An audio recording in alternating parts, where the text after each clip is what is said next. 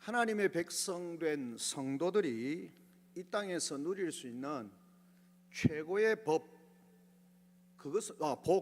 무엇이라고 혹시 여러분들 생각합니까? 여러분이 하나님의 사람으로 또 이 땅을 살아가는 믿음의 사람들로 여러분이 생각하는 가장 큰 복은 무엇이라고 생각합니까? 여러 가지가 있을 수 있겠죠.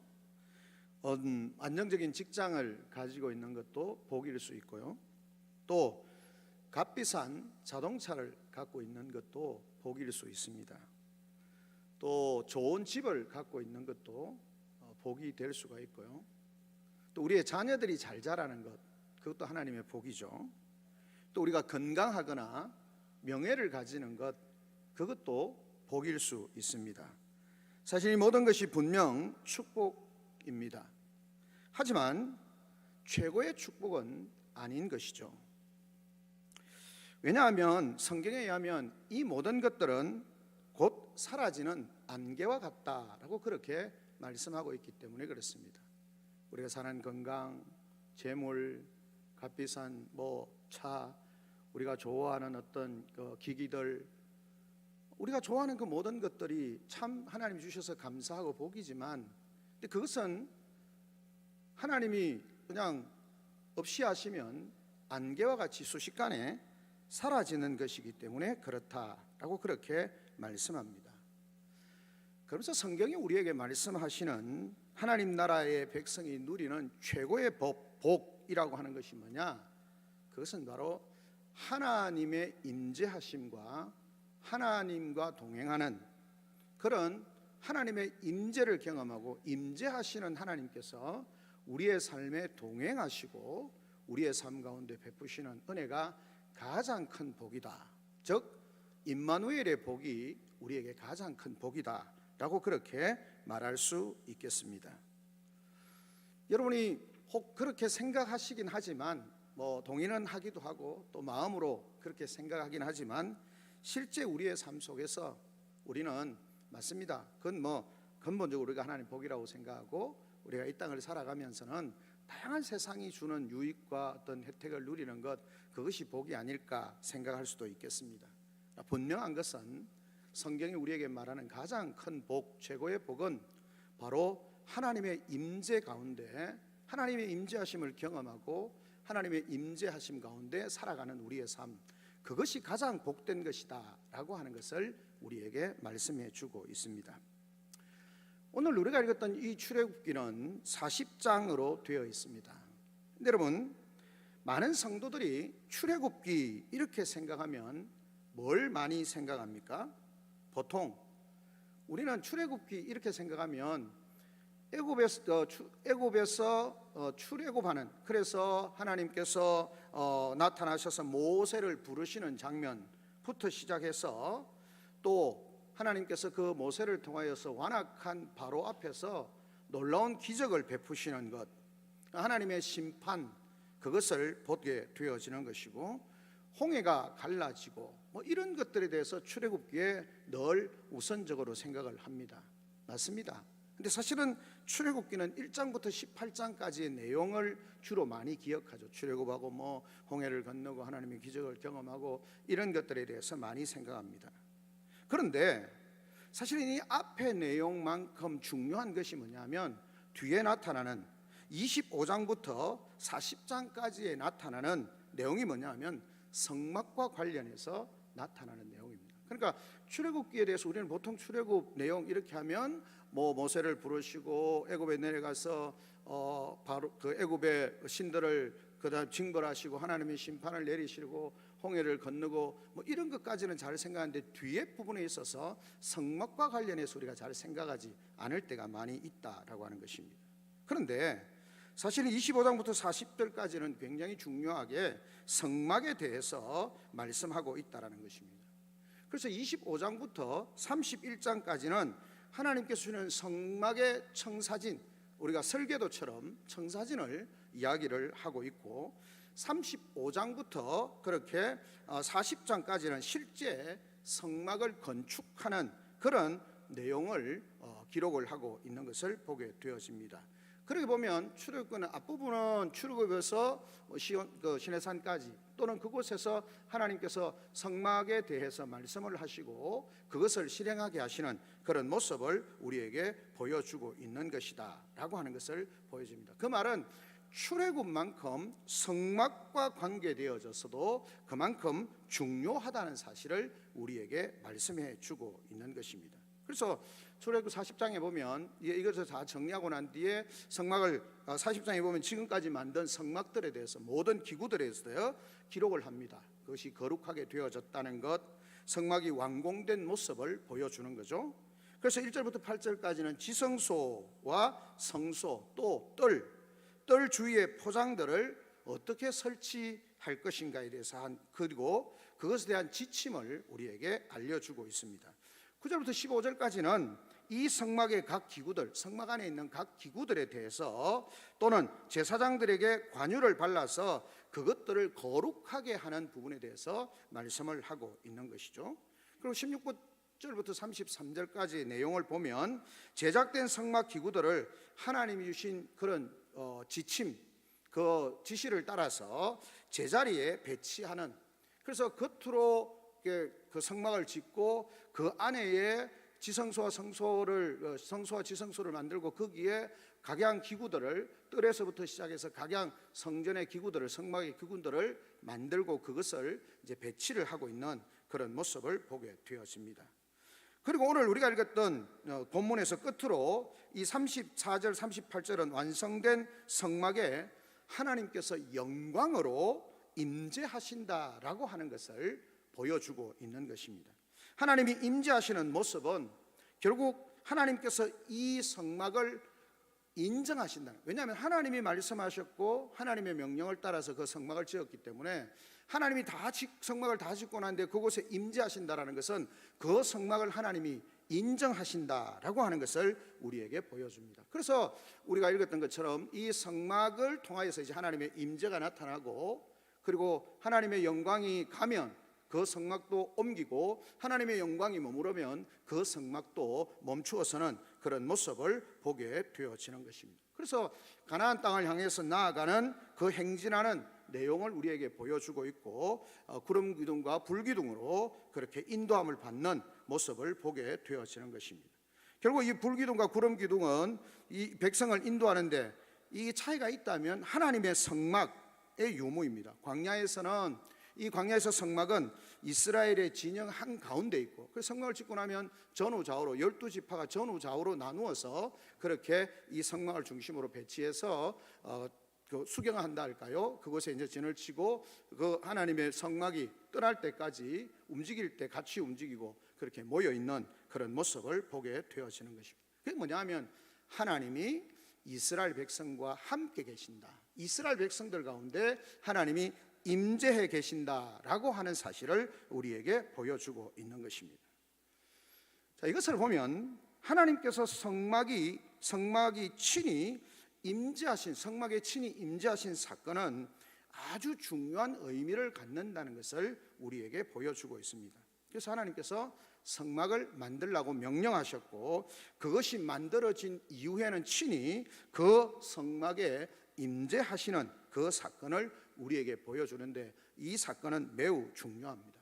왜냐하면 먼저 성막은 두 가지를 이야기할 수 있는데요. 먼저 성막은 인간의 범죄로 말미암아 무너진 하나님 나라의 회복을 그리고 하나님과의 관계의 회복을 우리에게 보여줍니다. 상징적으로 보여주는 거죠. 그러니까 성막이라고 하는 것은 결국은 하나님과의 관계 또는 하나님 나라의 회복과 더불어서 하나님과의 관계의 회복을 우리에게 상징적으로 보여주는 것이죠.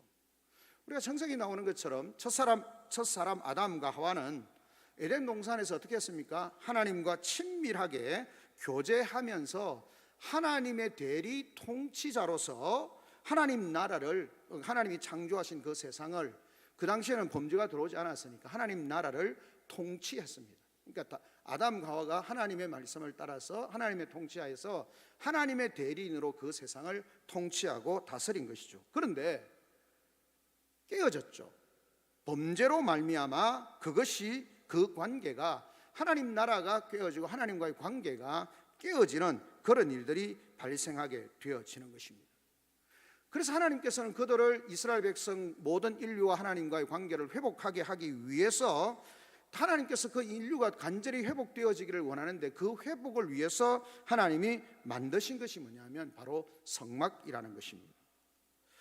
그런데 하나님께서는 이 성막을 만들라고 하셨는데 그 의미 속에 뭐가 들어있냐면, 기본적으로 에덴 동산을 상징적으로 보여주는 것이 있습니다. 이 성막 자체가. 왜냐하면 성막 안에 뭐 회막이나 덮개나 이런 것들 만들 때 거기에 뭘 합니까? 나무도, 천사도, 그다음에 뭡니까?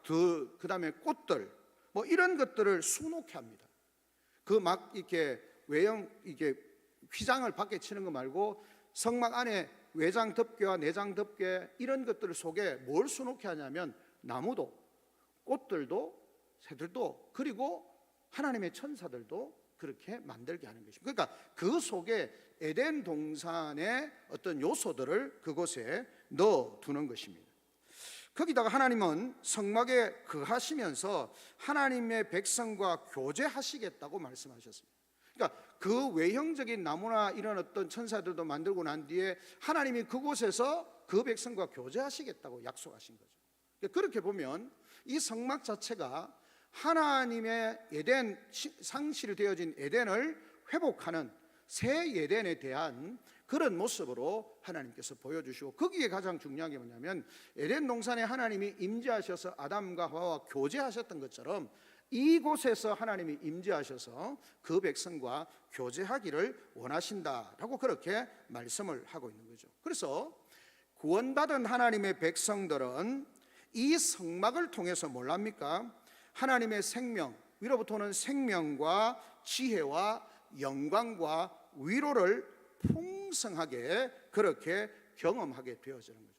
그러니까 그 성막을 통하여서 하나님의 임재하심과 그 앞으로 나아가는 것을 통해서 하나님의 생명을, 하나님의 놀라운 은혜를, 하나님의 지혜를, 하나님의 영광을, 하나님의 치유와 위로를 경험하게 되어지는 그것이 바로 성막이다라고 그렇게 말할 수 있는 것입니다. 그러니까 인간의 범죄로 하나님의 나라가 무너졌지만 하나님께서 다시 하나님 나라를 친히 회복시키시는 거죠. 그것을 상징적으로 보여주는 게 뭐냐면 성막이라는 겁니다. 그 성막을 통해서 하나님이 그 일을 하시는 거죠. 이처럼 성막은 하나님 나라의 회복을 보여줍니다. 하나님의 임재를 통해서 하나님 나라의 회복을 보여주시는 거죠. 둘째는 뭐냐면 이 성막을 통해서 보여주는 것이 뭐냐면 하나님을 예배하면서 죄 용서함을 받는 것입니다. 하나님은 이스라엘 백성을 하나님 나라의 백성으로 삼기 위해서 뭘 주셨습니까? 십계명을 비롯하여서 여러 규례들을 주셨습니다.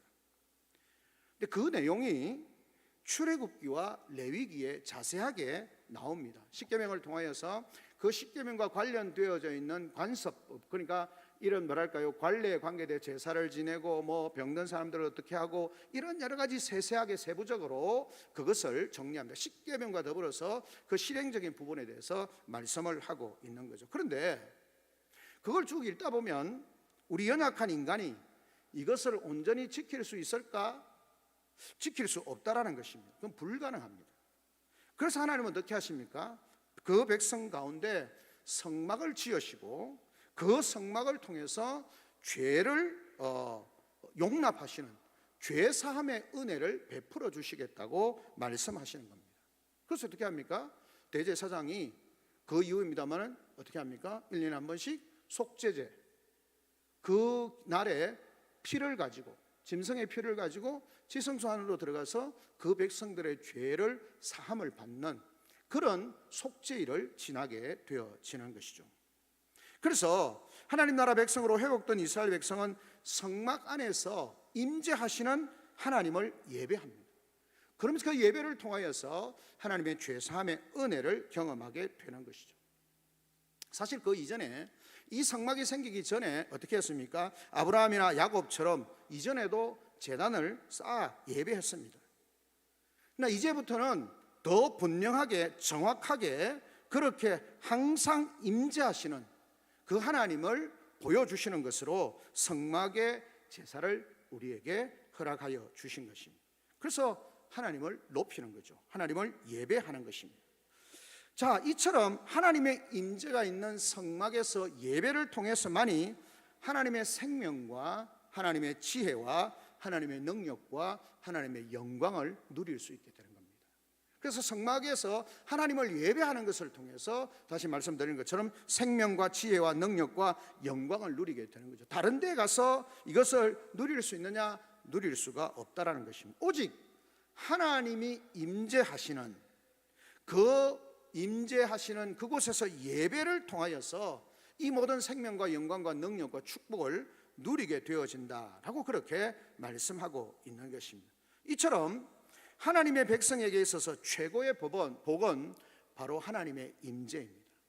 그 성막 가운데서 이스라엘 백성에게 가장 큰 복이 뭐냐면 그들 가운데 임재하셔서 그들 가운데 영광을 나타내시고 하나님이 그들에게 생명을 주시고 그리고 하나님께서 그들에게 지혜도 주시고 능력도 주시고 모든 것을 주시는 그곳이 바로 하나님 우리 인생에 있어서 가장 최고의 복을 누리는 것입니다. 그래서 하나님 나라 백성은 하나님의 임재를 늘 사모하면서 살아요. 그래서 우리가 모여서 예배 드릴 때도 하나님의 임재하심이 우리 가운데 있도록 기도해야 합니다. 그러니까 우리끼리 모여서 그냥 즐겁고 찬송하고 뭐 그거 하고 이렇게 끝나는 것이 아니라 우리의 예배 가운데 하나님의 성령이 임재하시고 그 하나님께서 임재하셔서 사랑하는 성도들이 함께 부르는 찬송을 통하여서 전하는 말씀을 통하여서 장로님 드리는 기도를 통하여서 그래서 또 우리는 잘 뭐 주기적으로 합니다만은 그 시행되는 성찬을 통하여서 하나님께서 우리 가운데 임재하시는 것을 우리가 함께 경험하면서 그곳에서 하나님의 은혜를 누리게 되어지는 것입니다. 이처럼 성경은 하나님의 백성이 누리는 최고의 법은 다름이 아니라 하나님의 임재라고 분명하게 말씀을 하고 있는 것입니다. 이제 보다 더욱더 분명하고 명확하게 하나님의 임재를 보여주시기 위해서 성막을 허락하여 주신 것입니다. 자, 그런 성막이 이제 성경의 역사를 통해서 보면 이 성막이 어디로 연결되어집니까? 성전으로 대체가 되어집니다. 그러니까 성막이 광야 생활 가운데 쭉 이렇게 하시다가 이 성막이 성전을 짓는 것을 통하여서 이 성막이 대체가 된다 할까요? 그렇게 되는 것입니다. 왜냐하면 하나님의 뜻을 따라서 솔로몬이 성전을 건축하게 되어지는 거죠. 그리고 마침내 어떻게 되어졌습니까? 성전이 완성되게 되어지는 것입니다. 자, 그렇게 성전이 완성되어지는 것을 통하여서 결국은 그곳에서 하나님의 놀라운 역사가 다시 나타나는 것입니다. 하나님의 뜻에 따라서 솔로몬이 성전을 건축하였고 마침내 그 성전이 완성되고 난 뒤에 하나님께 바쳐지는 이 성전 봉헌을 하는 그 날에 어떻게 했습니까? 역대하 7장 2절에 보면 성전에 구름이 가득하였다라고 그렇게 하나님의 영광의 임재를 우리에게 보여주는 거죠. 즉 하나님의 영광이 성전에 임하게 되는 것입니다. 여러분, 솔로몬의 성전이 굉장히 화려하고 좋죠. 근데 그것이 건물이 좋은 것이 아니라 중요한 건 뭡니까? 하나님의 성령, 하나님의 어떤 영광이 그곳에 임재해야 한다는 겁니다. 건물이 화려하고 좋은 것이 아니고 하나님의 영이, 하나님의 영광이 그곳에 충만해야 하는 것입니다. 자, 우리가 앞에서 살펴본 것처럼 성막을 다 짓고 난 뒤에 무슨 일이 있었습니까?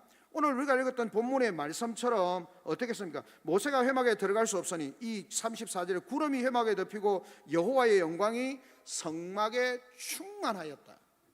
하나님께서 말씀하심으로 말미암아 이 성막을 다 건축하고 나니까 그 다음에 뭡니까? 하나님께서 그곳에 충만하게 하나님의 영광으로 충만하게 임하였다라고 그렇게 말씀을 하고 있는 거죠. 그리고 그 이후에 이스라엘의 모든 걸음은 어디로부터 시작되어집니까? 하나님의 영광의 임재로부터 하나님의 영광이 출발하면 그 구름으로 상징되어 임재의 상징으로 나는 구름이 가면 함께 따라가고 구름이 불기둥에 멈추었으면 그곳에서 함께 머무르게 되어집니다. 그걸 위해서 그걸 하면서 어디까지 갑니까? 가나안으로까지, 가나안 땅까지 그렇게 광야를 지나면서 하나님의 인도하심을 따라서 나아가게 되어지는 것입니다. 그래서 모세는 이것을 두고 하나님의 영광이 성막에 충만하였다라고 그렇게 표현을 하고 있는 것을 보게 되어집니다. 그 말은 왕이신 하나님께서 자기 백성인 이스라엘 백성들 가운데 임하고 계신다는 겁니다. 우리만 가는 것이 아니라 우리를 애굽 땅 종되었던 곳에서 인도해 내셨고, 이 거친 사막 광야 아무것도 없는, 물도 먹을 것도 햇빛을 피할 것도 추위를 피할 것도 아무것도 없는 가운데 하나님의 임재를 통하여서 먹을 것을 주시고 마실 것을 주시고, 구름 기둥으로 그 태양빛을 가르시고 불 기둥으로 그 추위를 막아주시고, 하나님의 임재를 통하여서 그들의 모든 삶을 지키시고 보호하시고 인도하시는 것을 보게 되어지는 것입니다. 이처럼 예루살렘의 솔로몬의 성전이 완성되어졌을 때 하나님의 영광이 그곳에 임하게 되어지는 것입니다. 자, 그런데 문제가 있습니다. 오늘 우리가 읽었던 본문에 보면 모세가 그 성막에 들어갈 수가 없었습니다. 왜냐하면 하나님의 영광이 가득하였기 때문에, 하나님의 영광 때문에 들어가지 못하였던 것이죠. 그것처럼 제사장들도 성전에 함부로 들어갈 수가 없었던 것입니다. 하나님께서 예루살렘에 세워진 성전의 영광을 드러내셨습니다. 그리고 하나님께서 때가 되어짐에 그 제사장들을 통해서 하나님의 일을 이루어 가시는 거죠. 그런데 어떤 일이 있었습니까? 안타깝게도 그 위에 이스라엘 백성들이 어떻게 했습니까? 불순종, 이스라엘 백성의 불순종으로 말미암아 성전이 파괴되어지는 것입니다. 하나님의 임재가 있는 그 성전이, 여러분 이스라엘 백성이 망하는 이것의 가장 핵심이 뭐냐면 하나님의 임재하심, 가시적으로 나타나는 하나님의 임재하심을 경험하지 못하게 되는 것입니다. 그래서 성전은 파괴되었고 마치 하나님의 영광이 다시는 임하지 않는 것처럼 보였습니다. 그런데 그 성전의 무너짐으로 말미암는 그 여호와의 영광이 떠난 것 같은 그 상황이 언제 회복이 되어집니까? 바로 참된 성전이신 예수 그리스도께서 이 땅에 오심으로 말미암아 하나님의 영광, 그러니까 예수 그리스도는 하나님의 영광이라는 거예요. 그 영광을 친히 나타내 보이시는 거예요. 그러니까 성막이 결국은 성전으로 대치되어지고 그 유형의 성전이 어떻게 되어집니까? 무너지고 참된 성전이신 예수 그리스도로 말미암아 하나님의 영광을 나타내 보이는 거죠. 그래서 독생자의 영광이라 그렇게 말씀합니다. 하나님의 영광, 독생하신 자로 말미암는 하나님의 영광이 온전히 드러나게 되어지는 것입니다. 요한복음 1장 14절, 2장 21절에 그것을 우리에게 분명하게 말씀을 합니다. 뿐만 아니라 부활하신 예수님께서 영광 중에 성천을 하시는 거죠. 그리고 영광 중에 다시 오신다. 내가 왜 하늘 우러러 보느냐? 내가 본 그대로 그분이 다시 오실 것이다. 사도행전 9절에서 11절에 말씀을 하고 있는 것을 보게 되어지는 것입니다. 그렇다면 주님이 다시 오시는 그날까지 우리는 하나님의 영광을 볼 수 없는가? 아니라는 거죠. 어떻게 봅니까? 하나님의 백성된 그 하나님의 백성들은 저 하나님의 영광을 볼 수 없느냐? 그렇지 않다라는 것입니다. 이제는 예수님으로 말미암아 예수님과 함께 연합된 교회가 성전이 되어지고, 여러분 성경이 말하는 것처럼 예수 그리스도와 연합하게 되어지고 예수 그리스도로 더불어서 우리가 성전이 되어지는 거죠. 그래서 성도들, 이 성전된 교회의 성도들이 연합하게 되어지고 그 연합으로 말미암아 교회되고 성전된 성도들을 통하여서 하나님의 영광이 나타난다는 것입니다. 성도가 성전이고 성전인 성도가 하나님의 영광을 드러내는 거죠. 그래서 6장 19절에서 20절에 대해서 20절은 그렇게 우리에게 말씀을 하고 있습니다. 과거 이스라엘 백성들 가운데 거하셔서 성막 가운데 하나님의 영광을 드러내셨던 그 하나님께서, 그 하나님이 이제는 우리 가운데, 즉 성령으로 말미암아 하나님의 교회요 주님의 몸된 교회된 성도들의 삶 가운데, 교회 가운데 성령으로 우리 가운데 임재하시면서 영광을 드러내신다라는 겁니다.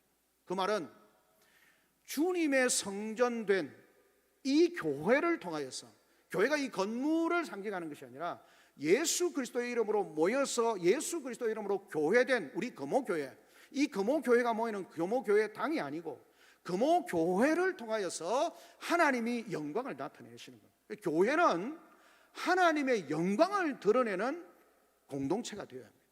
그것이 교회의 사명입니다. 다른 것이 아니라 교회는 하나님의 영광을 드러내는 것입니다. 우리의 모임이 하나님의 영광을 드러내야 되는 것이고, 성전된 우리의 삶이 하나님의 영광을 드러내어야 하는 것입니다. 제가 종종 그런 표현을 합니다. 하나님의 영광을 우리가 드러낸다기보다는 하나님의 영광을 가리지 않아야 돼요. 여러분, 제가 비유를 하잖아요. 자, 아주 큰 캐럿에 다이아몬드가 있다 칩시다.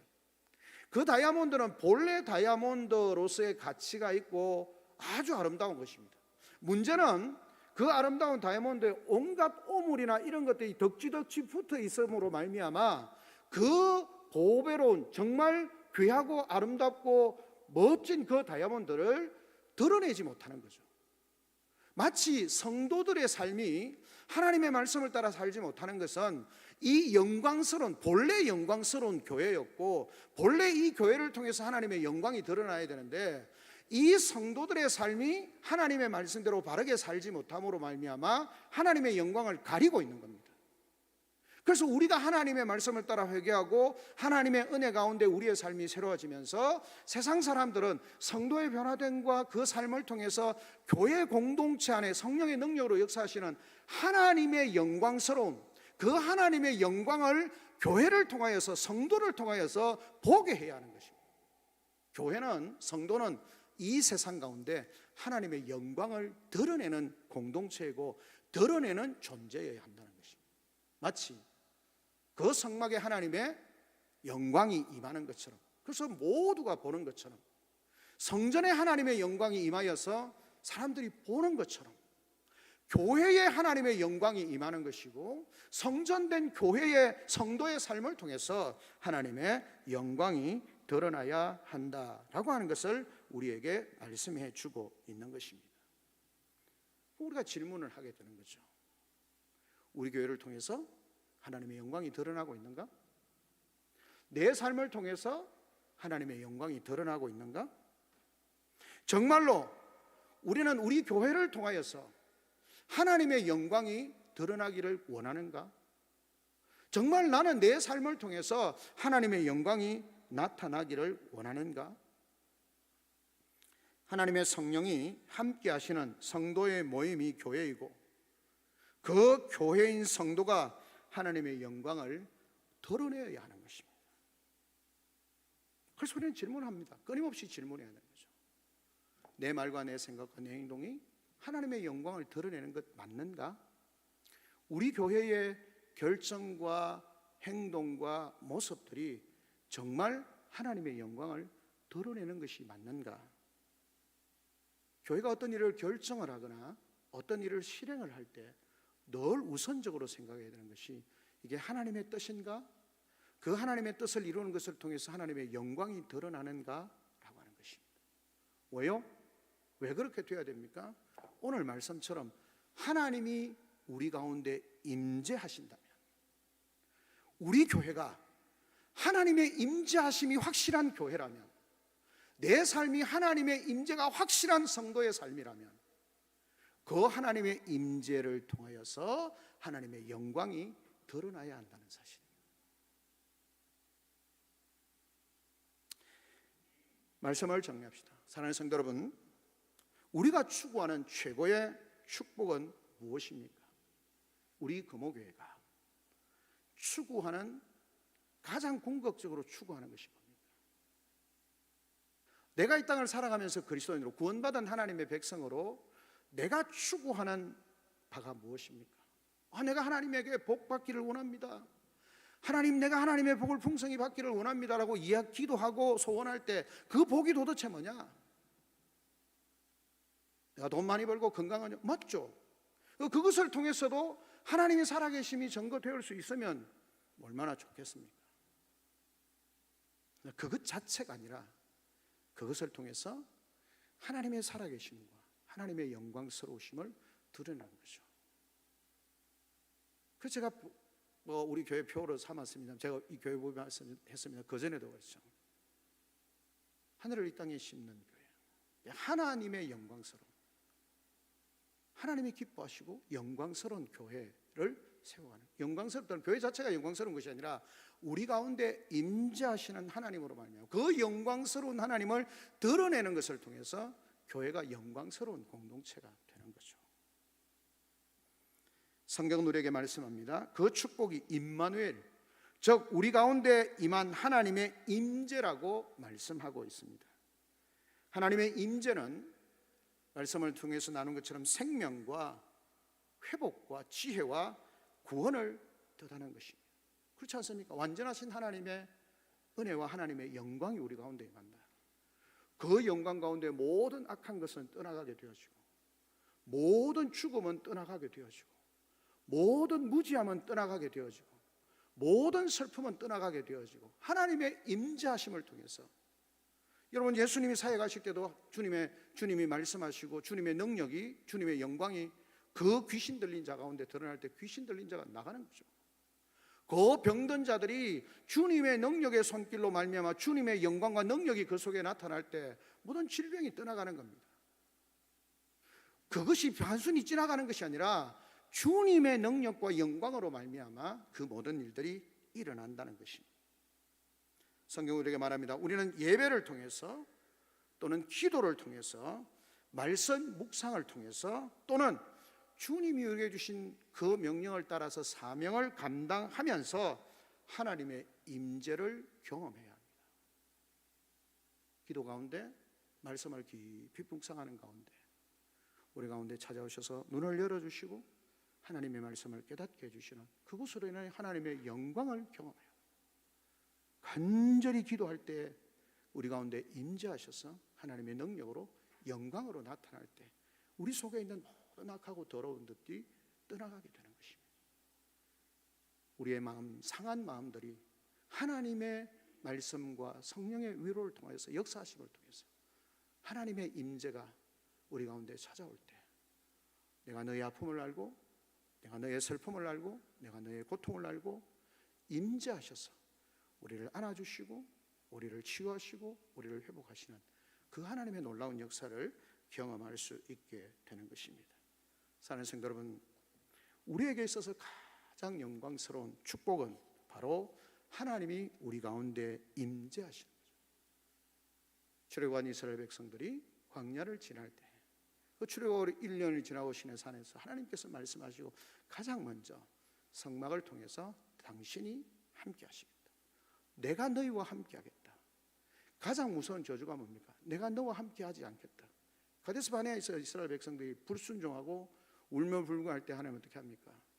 네가 말한 대로 너희들 다 죽게 될 거다. 그때서야 후회하면서 우리가 올라가겠습니다. 올라가지 마라. 내가 너희와 함께 가지 않는다. 함께 가지 않는 결과가 뭡니까? 올라갔다가 깨지는 거죠. 하나님이 내가 너와 함께 할 테니까 가라고 말씀하실 때, 그래서 여호수아를 향해서 내가 너희와 함께 할 것이다. 네가 어디로 가든지 내가 너와 함께 할 것이다. 내가 네게 명령한 대로 그 모든 밟는 땅 그곳을 향해서 나아갈 때 내가 너와 함께 할 것이다. 임마누엘의 주님, 그 주님이 우리에게 약속하셨습니다. 세상 끝날까지 내가 너희와 항상 함께 있겠다고 말씀하셨습니다. 오늘 우리 가운데 임재해 계시는 하나님이십니다. 그러니까 그 임재하시는 하나님을 깊이 만나고 경험하고 말씀과 기도와 성령의 깨우침 가운데 이 임재하시는 하나님으로 말미암아 우리의 삶이 기뻐 감사하고 하나님의 은혜와 능력과 축복을, 그 풍성한 하나님의 임재 가운데 풍성한 생명을 누리는 축복된 하나님의 백성된 우리 성도들이 되시기를 주님의 이름으로 축원합니다. 아멘.